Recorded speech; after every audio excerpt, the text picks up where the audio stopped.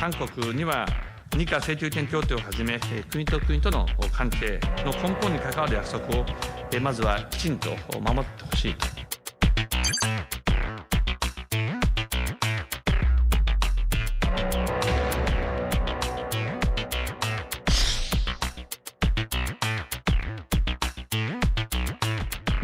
자발적으로 해야 의미가 있다고 생각하는데 이렇게 구청에서 일본 불매운동을 조장하는 식으로 하게 된다면 많이 안 좋게 비춰질까 봐.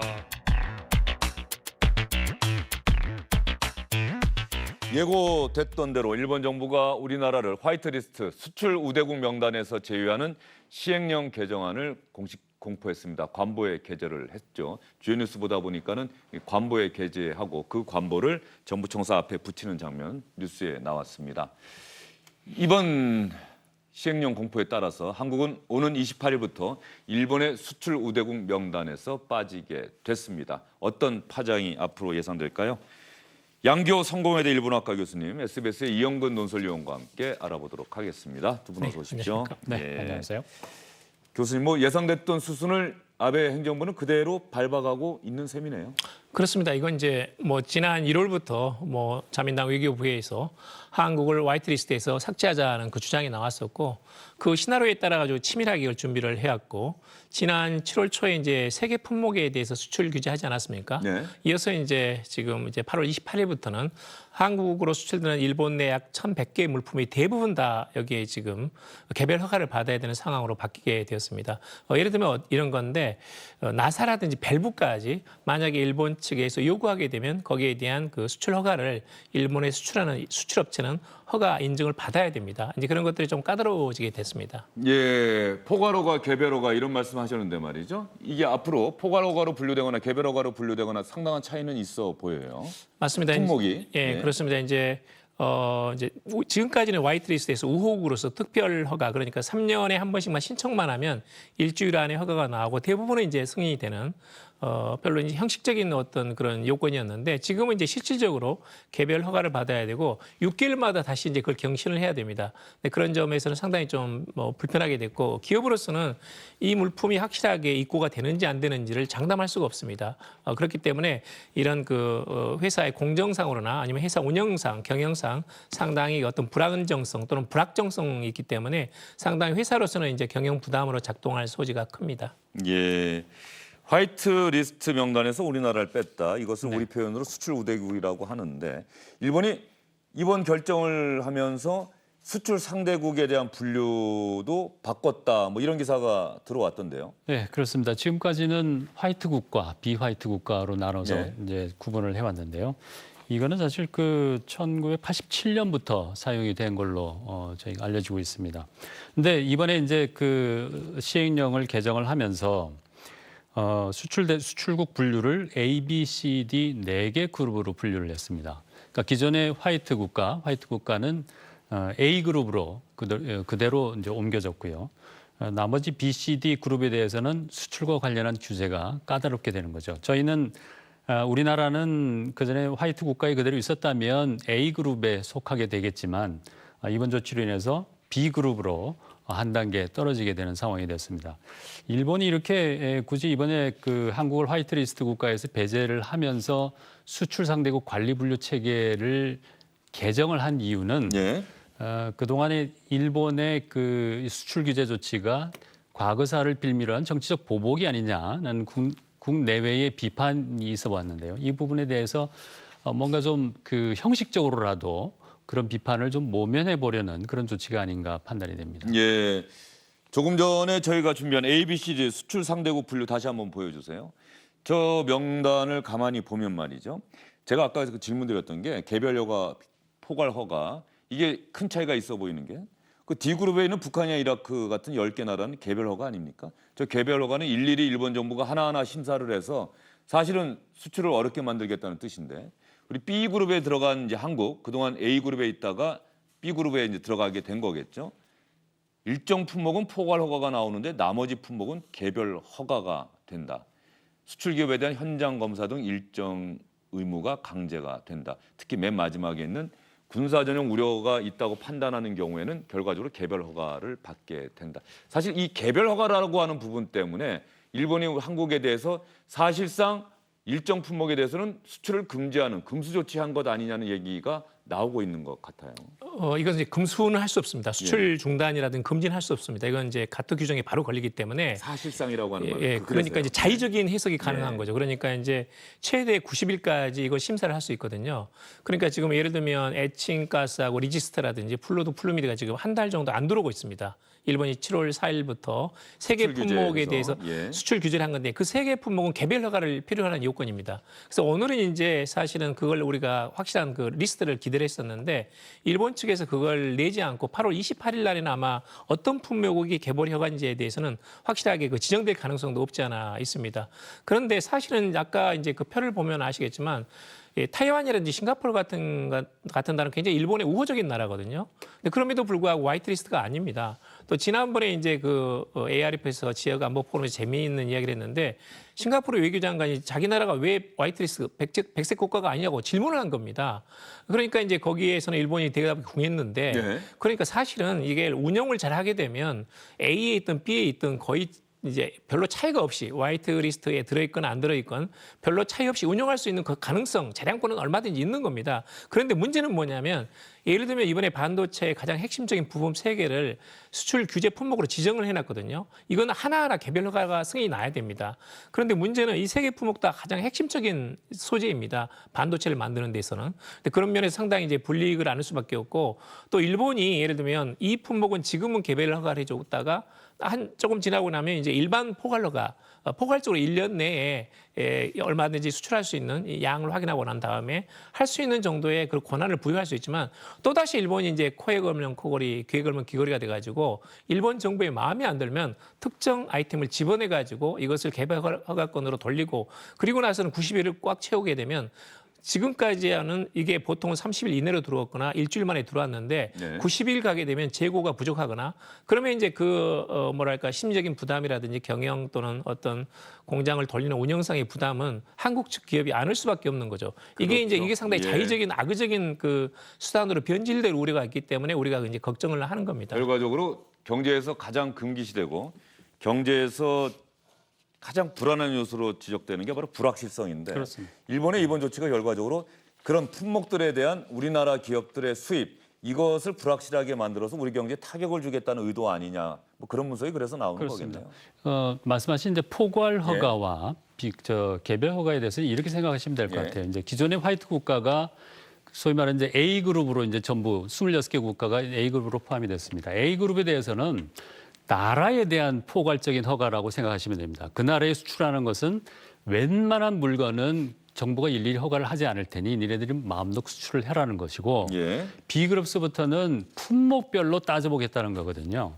근데 B그룹에 포함이 됐어도 그 특별 일반 포괄 허가라는 걸 받을 수는 있습니다. 예를 들어서 이제 일본 정부가 제시하는 어떤 그 기업에 대한 자율 준수 프로그램을 인증받은 이른바 CP 그룹, CP 기업에 대해서는 특별 일반 포괄 허가를 내줍니다. 그러니까 이 기업이 수출하는 거에 대해서는 그전에 일반 포괄 허가와 비슷하게 이제 수출을 할 수 있는 상황이 되는 거죠. 그래서 중국이나 대만, 싱가포르 같은 나라가 그동안의 화이트리스트 국가가 아니었음에도 불구하고 수출입 관련해서 특별히 문제를 느끼지 않았던 것도 이런 제도 덕분이죠. 다만 오늘 아까 교수님 말씀하신 대로 일본 정부가 시행세칙 어떤 물건을 구체적으로 적시를 해서 규제를 하겠다는 걸 밝힐 것으로 예상이 됐는데 밝히지 않았습니다. 오늘 시행규칙 발표 내용에서는. 그래서 구체적으로 우리 기업이 어떤 부분에서 어떤 영향을 받게 될지를 가름하기가 상당히 어려워졌는데요.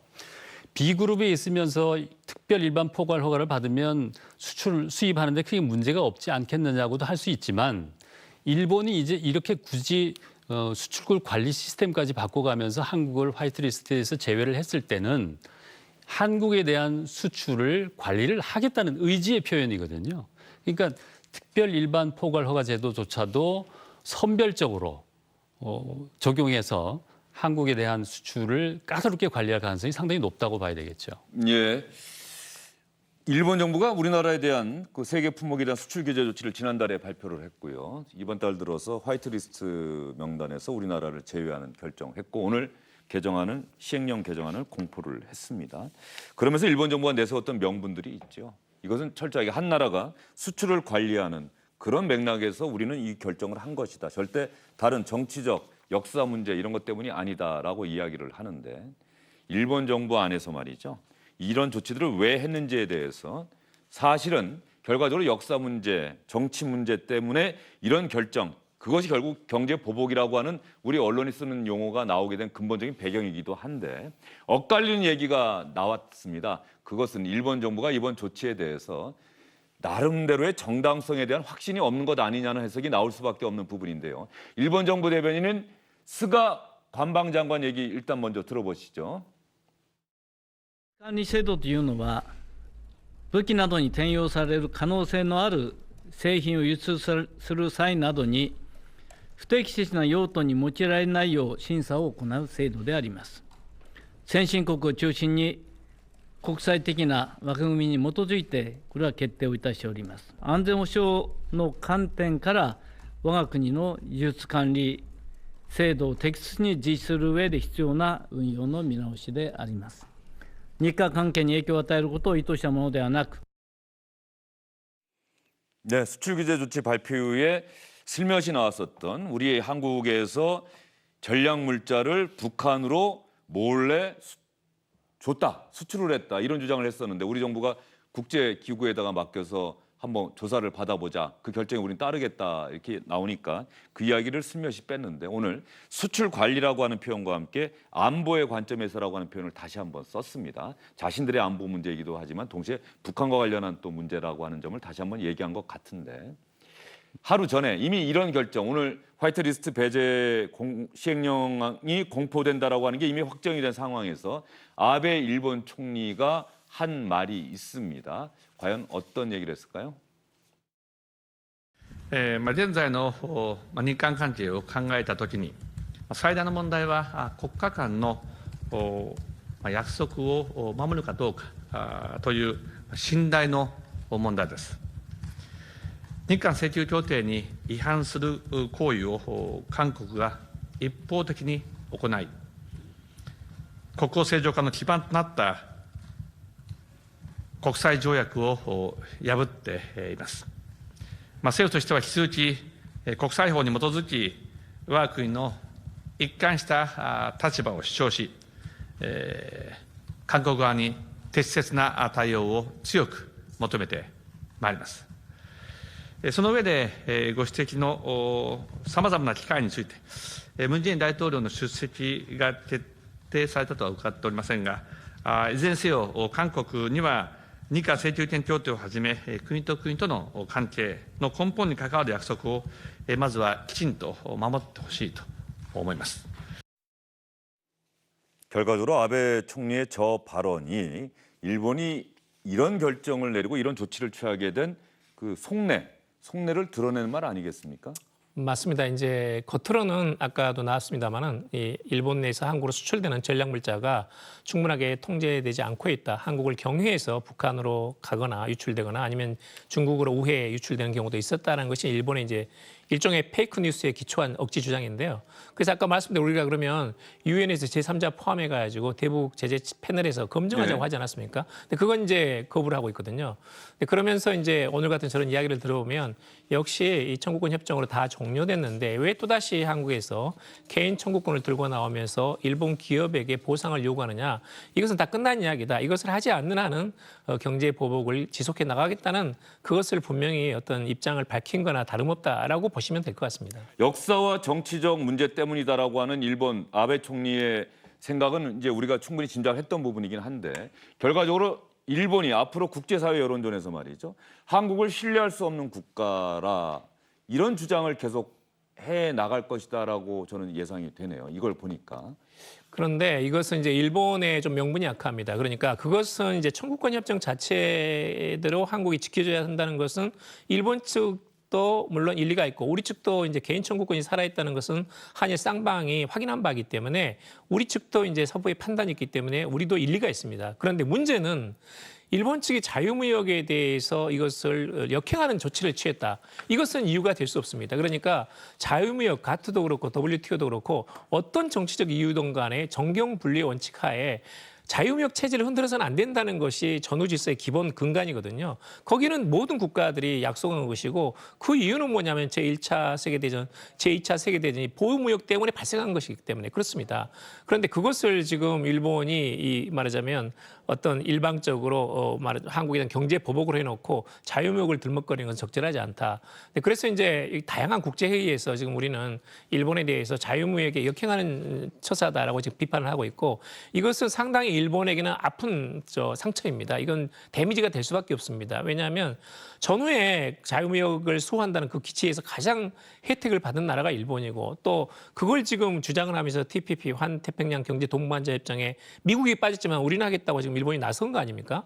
그건 이유는 뭐냐면 자유무역이거든요. 예. 근데 그걸 자꾸 지금 일본이 역행하고 있기 때문에 한국이 다자회의 국제회의에서 일본을 비판할 경우에 일본은 정당성의 명분을 상실할 수밖에 없고 지금 벌써 상당히 이제 어떤 부담을 느끼고 있다고 알고 있습니다. 예, 지금 교수님 말씀 들어봤는데 외교부에서도 같은 맥락에서 아베 총리 발언 비판하는 입장이 나왔겠네요. 네, 어제 우리 외무부의 조세영 1차관이 외교부 1차관. 외교부 1차관이 아베 총리의 발언에 대해서 일본의 경제 조치가 수출 통제 문제가 아닌 과거사 문제에 기인한 경제 보복이라는 것을 증명하는 것이다. 이렇게 비판을 했습니다. 예. 굳이 외무부 1차관이 나서서 실명으로 외교부 1차관. 그렇죠. 예. 예. 실명으로 비판을 한 것은 얼마 전에 문재인 대통령이 일본에 대해서 강력한 경고의 메시지를 달렸을 때 일본 외무성의 사토 마사히사 부대신이 무례하다라고 막말을 했었죠. 거기에 대한 대응의 의미도 상당히 담겨 있다고 볼 수 있겠습니다. 화이트리스트 명단에서 우리를 제외하는 시행령 공포했고 21일 뒤에 이제 발효가 되고요. 중국과 미국의 무역 갈등은 또 무역 전쟁으로 비화하고 있고 우리 경제가 정말 어려운 상황으로 점점 접어들고 있다 이런 분석이 나오고 있는데 뭐 금융시장이나 오늘 우리 주식시장은 어떤 반응을 보이고 있습니까? 현재 저희 주식시장은 코스피는 약보합, 약간 떨어진 상태입니다. 코스닥은 오히려 상승세를 보이고 있고요.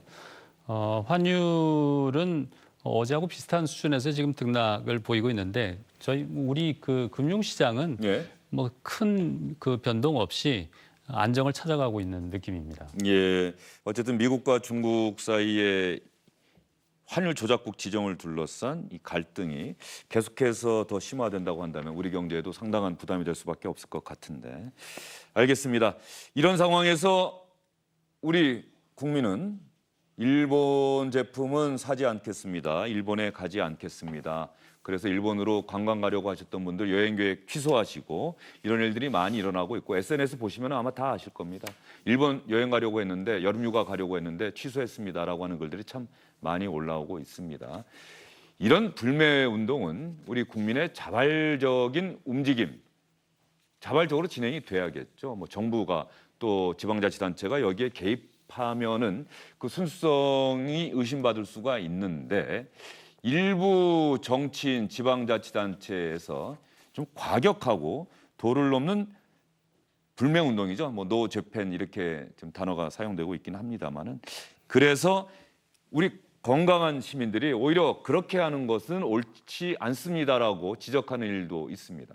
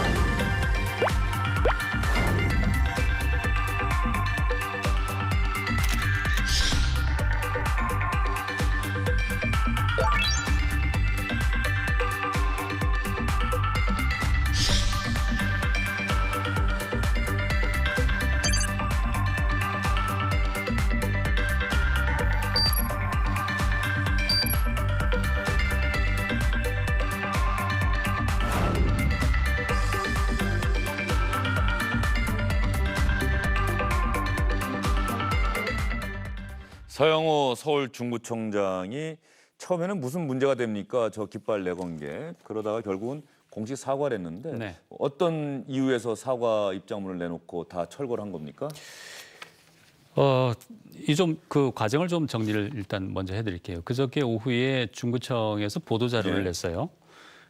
외국 관광객이 많이 오가는 중구의 전 세계의 일본의 부당함과 우리의 강한 의지를 보여주겠다라면서 명동과 을지로, 남산 등의 노 일본, 보이콧 저펜 이런 내용을 담은 깃발 1,100여 개를 설치하겠다라고 발표를 했어요. 그런데 부적절하다는 비판이 이렇습니다. 그렇게 하니까 어제 왜 부적절하다는 비판이 나온 거죠? 그러니까 중구청 이런 지방자치단체가 직접 그런 운동에 개입하는 게 부적절하다는. 그러니까 중앙정부든 지방정부든 관이 이런 분위기를 주도하는 것은 한일 관계에 도움이 되지 않는다. 그리고 불매운동이라는 순수한 그 움직임에 오히려 찬물을 끼얹는 행위가 될 것이다. 이런 비판이 있었던 거죠. 근데 비판이니까 어제 페이스북을 통해서 왜 구청은 나서면 안 되냐. 지금은 경제판 임진왜란이 터져서 대통령까지 최전선에서 싸우는 때인데 뭐 이러면서 오히려 깃발 그 설치하는 걸 앞당겼어요. 그래서 오전부터 설치를 시작해가지고 한 50여 개를 설치를 했는데 그 상황이 이렇게 악화가 되니까 이제 우리가 범여권이라고 부르는 정의당에서조차도 아베 정권과 일본을 제대로 구분하지 못하는 무개념적인 반일이 아니냐. 민족주의로 몰아가는 정치인들의 돌발질 행동을 자제해야 된다. 이런 촉구하는 그 성명이 있었습니다. 이렇게 이제 그 비판 여론이 더욱 정치권까지 확산이 되니까 거의 반나절 만에 설치했던 깃발까지 다 철수를 했습니다. 예.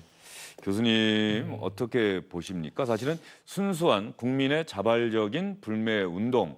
그런데 여기에 지방 정부가 관여를 했다가 결과적으로 공식적으로 사과한 일이 있었는데 이 불매 운동이 어쨌든 간에 일본을 향한 일종의 압력이 돼서 결과적으로 이 상황을 해결하는 데 도움이 됐으면 좋겠다는 게 국민의 바람인데 도를 넘는다. 또 다른 사람을 감시한다. 어떻게 생각하세요?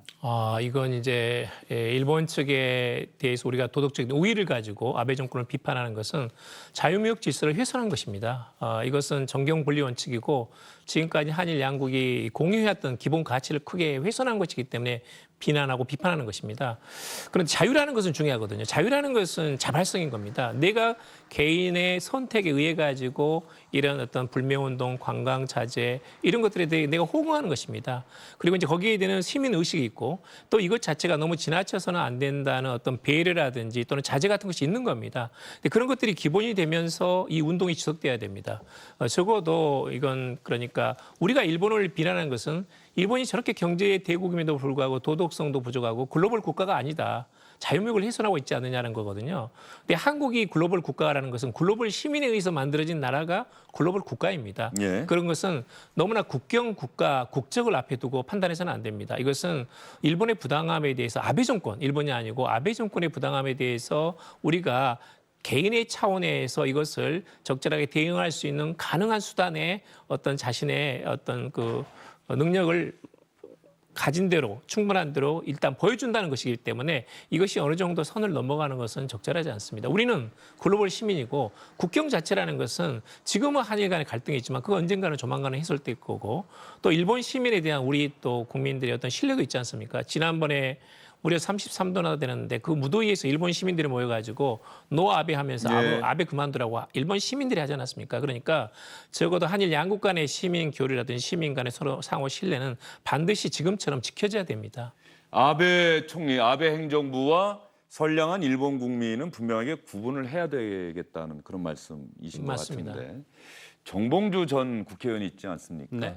그 미투 운동 이후에 뭐 수사도 받고 있고 뭐 재판도 받고 있는 것 같은데 뭐 정봉주 전 의원이 이 상황에서 또 무슨 티셔츠 하나 내놨다고 SNS에 많이 돌고 있는데 대부분 좀 비판적인 내용의 반응들이 많더군요. 그렇습니다. 지난 그 정봉주 전 의원이 지난 2일 날 그 최민희, 김현 전 더불어민주당 그 의원 등과 함께 일본 가면 코피나라는 제목으로 뒷면에는 아베 일본 총리의 이제 코피를 흘리는 모습을 형상화해가지고 그런 티셔츠를 입고 이걸 SNS에 공개를 했습니다. 코피가 난다는 네. 뜻이군요. 코피나가. 예. 그러니까 일본 가면 뭐 코피를 내겠다는 뜻인지 뭐 어떤 뜻인지 모르겠는데 어쨌든 일본에 대한 감정을 좀 부추기는 그런 상황이 된 거죠. 뭐 정치권은 물론이고 누리꾼들조차도 이런 부적절한 행위에 대해서 비판 여론이 비등을 하고 있습니다. 예, 문재인 대통령이 오늘 최근의 상황과 연관돼서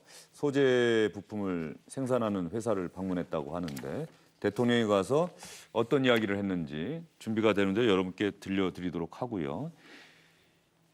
정치권에서 일본 여행 자제해야 한다. 특히 방사능 문제를 제기하면서 여행 제한 이런 조치도 검토해 봐야 한다라고 하는 강경한 목소리가 나왔는데 오늘 대한민국 여행협회 회장이 민주당 현장 최고위원회에 참석을 했습니다. 이 자리에서 이 회장이 했던 이야기를 저희가 한번 잘 들어봐야 되겠습니다.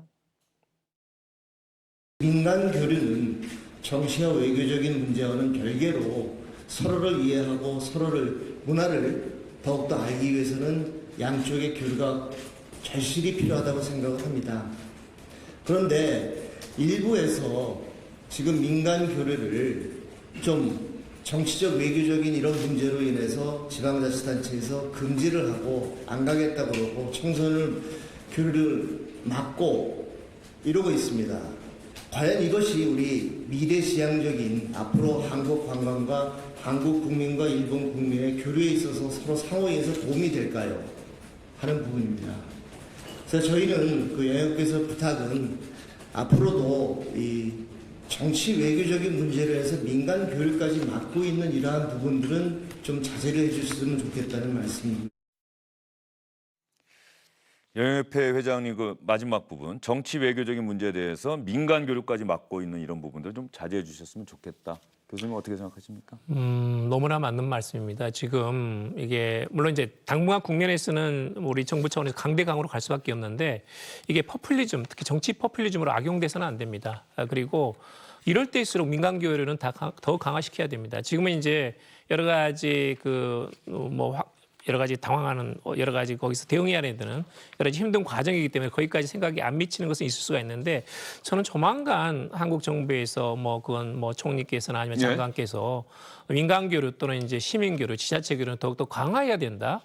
그런 점에서는 양국 국민들의 교류 활성화로 이런 어려움을 극복해 나가자는 그런 정도의 좀 입장 발표는 좀 나왔으면 좋겠어요. 예. 그건 분명히 저는 구별해야 된다고 봅니다. 알겠습니다. 분명하게 구분해야 한다. 아베 총리, 아베 행정부와 선량한 일본 국민은 분명하게 구분을 해야 한다. 또 민간 교류까지 제한해서는 안 된다. 오히려 민간 교류를 통해서 이 상황을 해결할 수 있는 해법이 나올 수도 있다. 이런 말씀이십니다. 두 분과의 말씀 여기서 정리하겠습니다. 수고 많으셨습니다. 네, 감사합니다.